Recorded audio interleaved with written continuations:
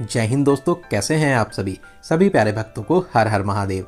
दोस्तों, आज के इस खास और इन्फॉर्मेटिव वीडियो में मैं आपको हरिद्वार और ऋषिकेश यात्रा की संपूर्ण जानकारी देने वाला हूं।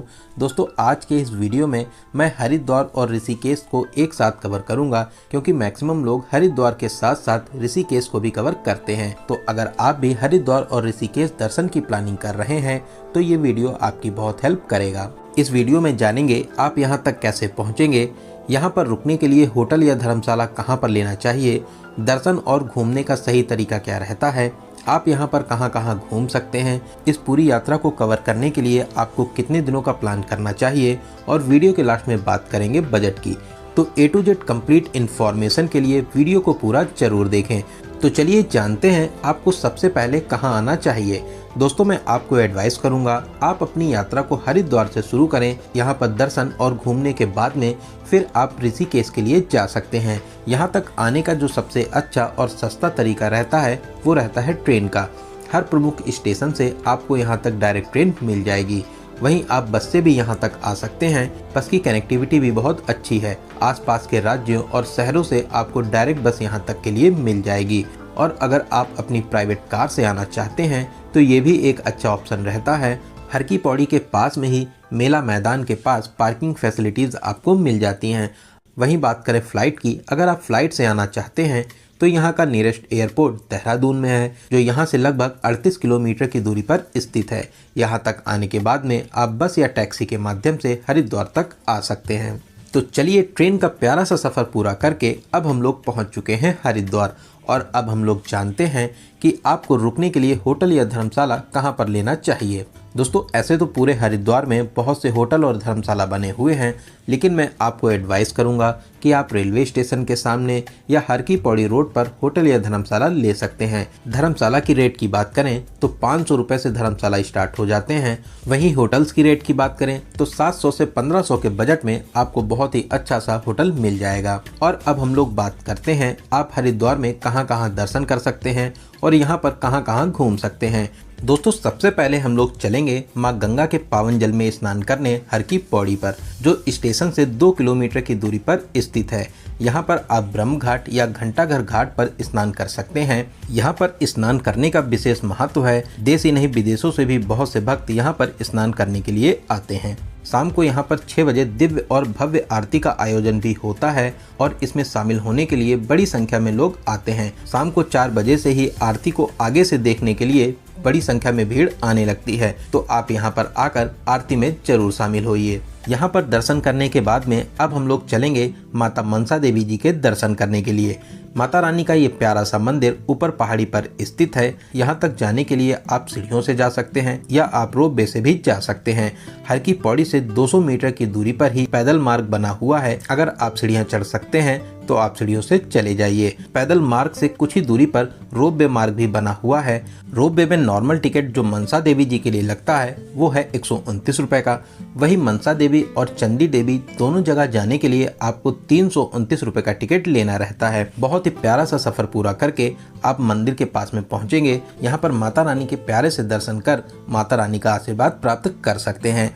यहाँ पर दर्शन करने के बाद में फिर आप चंडी देवी माता के दर्शन जरूर करें। इस अलौकिक स्थान पर दर्शन करने से आपकी बहुत सी मनोकामनाएं पूरी होती हैं। दोस्तों, मनसा देवी और माता चंडी देवी के दर्शन करने में लगभग 4 से 5 घंटे का समय लग जाता है। तो चलिए अब हम लोग उन प्लेसेस की बात करते हैं जो यहाँ से कुछ दूरी पर स्थित हैं। इन प्लेसेस के लिए आप ऑटो या ई रिक्शे का यूज़ कर सकते हैं।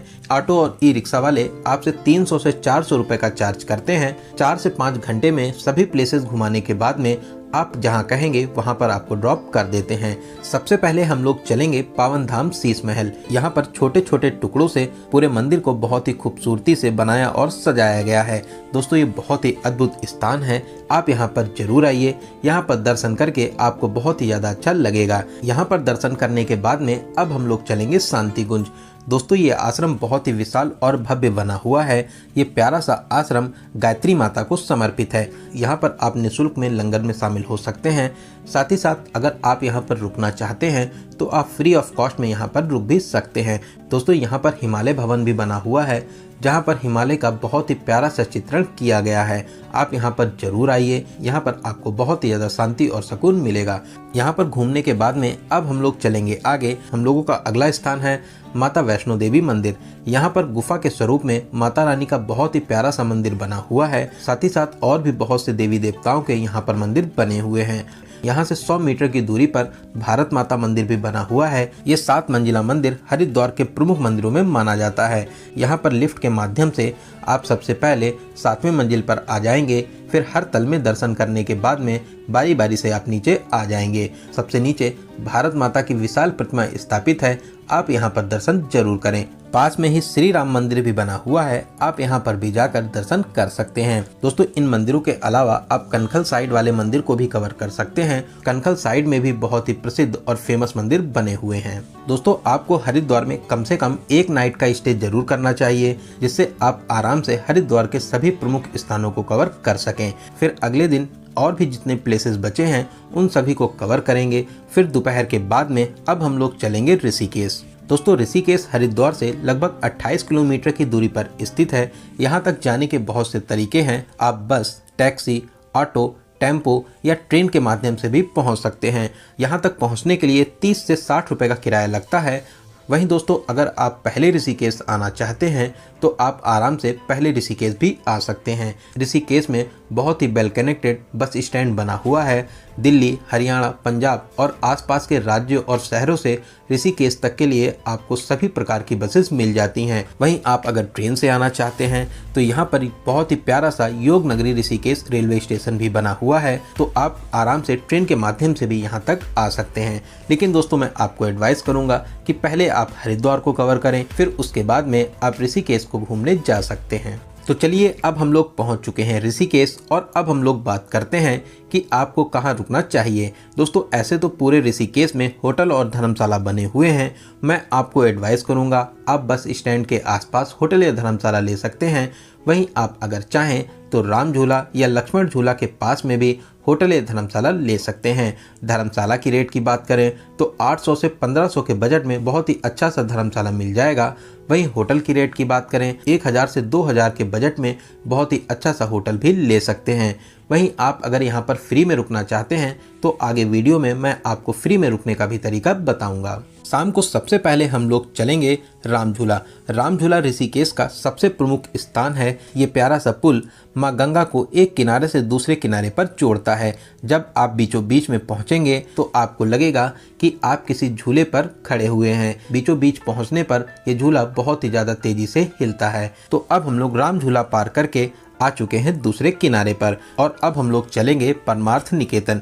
यहाँ पर गंगा नदी के बीचों बीच में शिव जी की विशाल प्रतिमा स्थापित है, जो ऋषिकेश का एक प्रमुख आकर्षण का केंद्र भी रहता है। शाम को 6 से 7 के बीच में यहाँ पर भव्य आरती का आयोजन भी होता है। आरती में शामिल होने के लिए बड़ी संख्या में भीड़ यहाँ पर उपस्थित होती है। यहाँ पर परमार्थ निकेतन आश्रम भी बना हुआ है, यहाँ पर आप जरूर घूमिए, आपको यहाँ पर भी बहुत ही ज़्यादा अच्छा लगेगा। दोस्तों, आप अगर यहाँ पर रुकना चाहते हैं तो आप यहाँ पर फ्री ऑफ कॉस्ट में रुक भी सकते हैं। वहीं पास में ही गीता भवन भी बना हुआ है, ये भी बहुत ही अच्छा सा आश्रम है। अगर आप यहाँ पर भी रुकना चाहें तो आप यहाँ पर भी आराम से फ्री में रुक सकते हैं। यहाँ पर भी घूमकर आपको बहुत ही ज़्यादा अच्छा लगेगा। इन प्लेसेस पे घूमने के बाद में रात में हम लोग अपने होटल में आराम करेंगे और अगली सुबह हम लोग चलेंगे नीलकंठ महादेव जी के दर्शन करने के लिए, जो ऋषिकेश से लगभग 30 किलोमीटर की दूरी पर स्थित है। राम झूला टैक्सी स्टैंड के पास से ही आपको बुलेरो मिल जाती हैं, जिसमें आने जाने का 150 से 200 रुपये चार्ज करते हैं। मंदिर में दर्शन कराने के बाद में आपको फिर से यहाँ पे ड्रॉप कर देते हैं। नीलकंठ महादेव जी का प्यारा सा मंदिर पहाड़ों के बीचों बीच में स्थित है।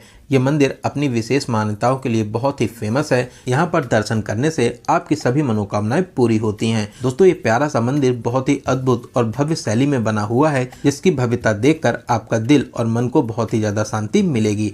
दोस्तों, ऋषिकेश अपनी एडवेंचरस एक्टिविटीज़ के लिए भी बहुत ही ज़्यादा फेमस है। यहाँ पर आप बहुत सी एडवेंचरस एक्टिविटीज़ को कर सकते हैं। आप यहाँ पर रिवर राफ्टिंग कर सकते हैं, बंजी जंपिंग कर सकते हैं, जिप लाइन का मज़ा ले सकते हैं और भी बहुत सी एक्टिविटीज़ हैं जिनको आप कर सकते हैं। सभी एक्टिविटीज़ के अलग अलग रेट हैं, तो आप अपने बजट के हिसाब से जो आप चाहें एक्टिविटीज कर सकते हैं। आप यहाँ पर 13 मंजिला मंदिर में भी दर्शन कर सकते हैं। ये भी ऋषिकेश का बहुत ही प्रसिद्ध और प्यारा मंदिर है जो लक्ष्मण झूला के पास में स्थित है, लेकिन इस टाइम पर लक्ष्मण झूला को कुछ समय के लिए बंद किया गया है, तो आप राम झूला के पास से होते हुए इस प्यारे से मंदिर में पहुंच सकते हैं। वहीं आप यहां पर बीटल्स आश्रम में भी जा सकते हैं, साथ ही साथ त्रिवेणी घाट पर भी घूमने और दर्शन करने जा सकते हैं। त्रिवेणी घाट भी बहुत ही प्यारा स्थान है। यहाँ पर भी शाम को आरती का आयोजन होता है। यहाँ पर आरती में शामिल होने के लिए बड़ी संख्या में भीड़ उपस्थित होती है। तो दोस्तों, आप ऋषिकेश में भी एक नाइट का स्टे जरूर बनाइए, जिससे आप ऋषिकेश के सभी प्रमुख स्थानों को आराम से कवर कर लें। वहीं ऋषिकेश और हरिद्वार दोनों प्लेसेस की बात करें तो आपको कम से कम 3 डेज और 2 नाइट का प्लान बनाना चाहिए। अगर आप और भी घूमना चाहते हैं तो 4 डेज और 3 नाइट्स का भी प्लान बना सकते हैं। चलिए अब बात करते हैं हरिद्वार और ऋषिकेश आने का सबसे अच्छा समय कौन सा रहता है। दोस्तों, ऐसे तो पूरे साल ही हरिद्वार और ऋषिकेश में भीड़ भाड़ रहती है, लेकिन आप दिसंबर, जनवरी, फरवरी या मई और जून में यहाँ पर घूमने आ सकते हैं। ये टाइम यहाँ पर घूमने के लिए बेस्ट टाइम माना जाता है। तो चलिए अब हम लोग बात करते हैं सबसे जरूरी क्वेश्चन, बजट की। दोस्तों, अगर आप 3 डेज और 2 नाइट्स का प्लान बनाते हैं तो 4000 से 5000 पर पर्सन के बजट में बहुत ही अच्छे तरीके से इन दोनों जगहों को कवर कर लेंगे। वहीं दोस्तों, अगर आपके बजट की कोई भी प्रॉब्लम नहीं है तो आप यहाँ पर बहुत ही VIP होटल्स ले सकते हैं। साथ ही साथ आप टैक्सी बुक करके भी इन सभी प्लेसेस को कवर कर सकते हैं। तो दोस्तों, यहाँ पर मैंने आपको हरिद्वार और ऋषिकेश यात्रा से रिलेटेड हर एक छोटी बड़ी जानकारी को बहुत ही अच्छे और सही तरीके से बताने की पूरी कोशिश की है। अगर आपके यात्रा से रिलेटेड कोई भी क्वेश्चन रहते हैं तो आप हमें कमेंट के माध्यम से पूछ सकते हैं। दोस्तों, आपको ये वीडियो कैसा लगा और आप इस वीडियो को कहाँ से देख रहे हैं, कमेंट बॉक्स में जरूर बताइएगा। अगर आपको ये जानकारी हेल्पफुल लगी हो तो वीडियो को प्लीज लाइक जरूर करें, साथ ही साथ अपने सभी फ्रेंड्स में जरूर से जरूर शेयर करें। अगर अभी तक आप अपने चैनल यात्रा मित्र से नहीं जुड़े हैं तो प्लीज सब्सक्राइब करके हमसे जुड़ जाइए। साथ ही साथ बेल आइकन प्रेस करने के बाद में ऑल नोटिफिकेशन को जरूर क्लिक करें, जिससे भविष्य में आने वाले वीडियो आपको आसानी से मिल सकें। तो चलिए दोस्तों, अब मिलते हैं किसी ऐसे ही इंफॉर्मेटिव वीडियो में। तब तक आप अपना और अपने परिवार का बहुत ज़्यादा ख्याल रखें। आपकी यात्रा सफल, सुगम और मंगलमय हो। जय हिंद, जय भारत।